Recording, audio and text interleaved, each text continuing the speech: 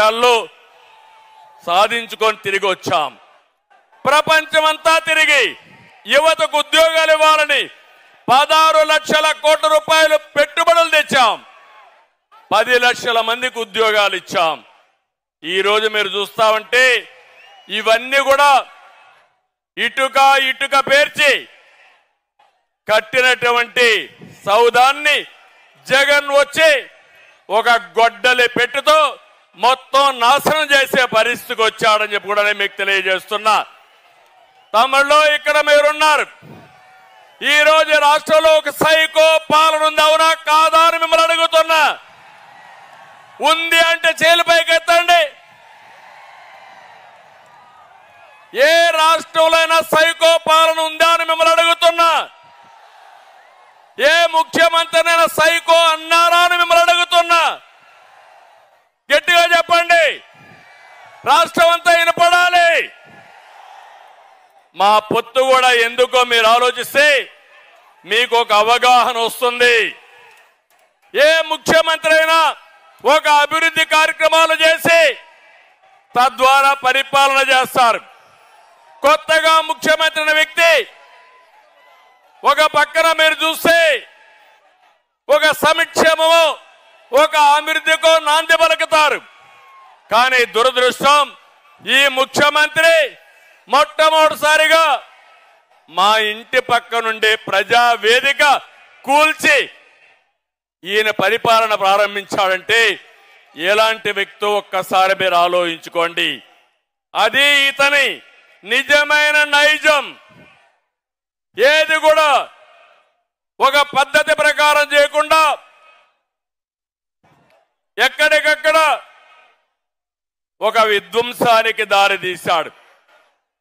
ఒక పక్కన మీరు చూస్తే మీడియాని కంట్రోల్ చేయడం కోసం, ప్రతిపక్షాలని కంట్రోల్ చేయడం కోసం, మమ్మల్ని తిరగనీయకుండా చేయడం కోసం జీవో నెంబర్ 1 తీసుకొచ్చాడు. నియంత్రణ పెట్టాడు, మీటింగ్లు అడ్డుకున్నాడు, ప్రజాస్వామ్యాన్ని అపహాస్యం చేశాడు. అది తీసుకొచ్చి ఈ నిష్ట ప్రకారం ఎన్నికల ముందు ముద్దులు పెట్టిన ముఖ్యమంత్రి ఎన్నికల తర్వాత మీడియా పైన అందరిపైన పిడిగుద్దులు గుద్దే పరిస్థితికి వచ్చాడంటే ఇది ఇతని స్వభావం. అదే అహంకారం ఇతనికి. ఇంకో పక్క మీరు చూడండి, ఈస్ట్ గోదావరి జిల్లాలో డ్రైవర్ సుబ్రహ్మణ్యాన్ని చంపి ఈయన కారులో ఎమ్మెల్సీ కారులో డోర్ డెలివరీ చేశాడంటే ఎలాంటి అహంకారమో మీరు ఒక్కసారి ఆలోచించుకోవాల్సిన అవసరం ఉంది. అన్నా క్యాంటీన్ పెడితే 5 రూపాయలకే ఒక పూట తిండి పెడితే అలాంటి అన్నా క్యాంటీన్ని మూసేయడమే కాదు, అన్నా క్యాంటీన్ ద్వారా అన్నం పెట్టకూడదన్న దుర్మార్గుడు. అలాంటి వాడిని మీరు చూస్తే ఇది ఒక పెత్తందారీ వ్యవస్థకు నిదర్శనం అని చెప్పి కూడా నేను మీకు తెలియజేస్తున్నా. రాజధానిని అడ్డుకున్నారని ఆ రాజధాని మీద శాసన మండలిలో బిల్లు పాస్ చేశారని శాసన మండలి రద్దు చేయాలని పోయాడంటే ఎంత అధికార దుర్వినియోగం మీరు ఆలోచించుకోవాల్సిన అవసరం ఉంది. మాస్క్ అడిగిన దళిత డాక్టర్ సుధాకర్ని పిచ్చోడిని చేసి చంపేశారు. ఇది అతని అరాచకానికి పరాకాష్ట అని చెప్పి కూడా నేను మీకు తెలియజేస్తున్నా.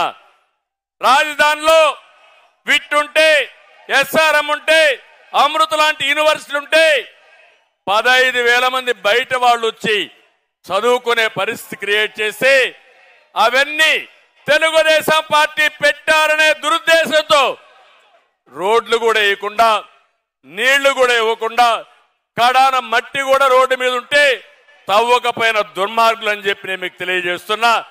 అది మూర్ఖత్వం. ఇంకో పక్క నిన్నే చూశారు, international cricket player Hanuma Vihari YCP వేధింపులు తట్టుకోలేక పారిపోయాడంటే ఎంత టెర్రరిజమో ఒక్కసారి మీరు గుర్తుపెట్టుకోవాల్సిన అవసరం ఉంది. కడాన మీరు ఒక్కసారి ఆలోచిస్తే తన సొంత చెల్లెలు ఆస్తి తగాదాలు, ప్యాలెస్ తగాదాలు విభేదించి వేరే పార్టీలో చేరితే ఆవిడ యొక్క పుట్టుక పైన, చెల్లెల పైన, తల్లి పైన సోషల్ మీడియాలో పోస్టింగ్స్ పెట్టాడంటే ఎలాంటి వ్యక్తో ఒకసారి మీరు ఆలోచించుకోవాలి. ఇది యొక్క ముఖ్యమంత్రి యొక్క మానసిక స్థితికి నిదర్శనం. ఇక్కడే పవన్ కళ్యాణ్ గారు ఉన్నారు. ఇప్పటంలో మీటింగ్ పెట్టారు, సభకు స్థలం ఇచ్చారు. సభకు స్థలం ఇస్తే ఆ కసితో రోడ్డు వెడల్పు పేరుతో ప్రొక్లైన్లు తీసుకుపోయి ఎక్కడికక్కడ ఇండ్లన్నీ కూలగొట్టాడంటే అది ఈ ముఖ్యమంత్రి యొక్క విధానం. నాకు ఒక విషయం గుర్తొస్తుంది. నేను ముఖ్యమంత్రిగా ఉన్నప్పుడు తిరుపతిలో ఒక సంఘటన జరిగింది. ఇది యథార్థ కాదా మీరందరూ అర్థం చేసుకోవాల్సిన అవసరం ఉంది. ఒక వ్యక్తి ప్రతిరోజు ఆడవాళ్ళని చంపేసేవాడు. ఎవరైతే ఒంటరిగా పశువులు మేపుతా ఉంటే, ఎవరైతే ఇంట్లో ఒంటరిగా పడుకుంటే అక్కడికి పోయి క్రూరంగా రాళ్లతో కొట్టి చంపేసేవాడు. నేను ముఖ్యమంత్రిగా పోలీసులను అడిగాను, ఎందుకు జరుగుతున్నాయని అడిగాను. ఇమీడియట్ గా పట్టుకోమని ఆదేశాలు ఇచ్చాను, చేయలేకపోయారు. తర్వాత అన్ని కూడా ఎంక్వైరీ చేసి పట్టుకుంటే ఒక వ్యక్తి ఒక నేరాలు చేసి జైలుకు పోయి వచ్చిన వ్యక్తి ఎక్కడికక్కడ హత్యలు చేసే పరిస్థితికి వచ్చాడు. అతనికి ఎక్కడో మహిళల పైన